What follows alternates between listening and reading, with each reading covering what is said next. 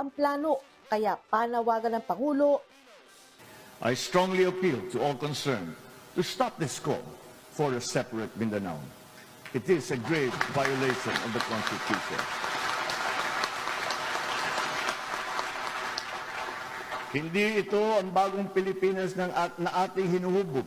Bagkus, ito ay pagwasak mismo sa ating bansang Pilipinas. Kahit ang mga leader ng Bangsamoro Autonomous Region in Muslim Mindanao naniniwalang wala sa hubog at hindi napapanahon ang isinusulong ng dating presidente. Newly created province kami at ongoing yung transition ng rehiyon. At first time pang mangyayari on the 2025 na magkakaroon ng mandato ang parliament.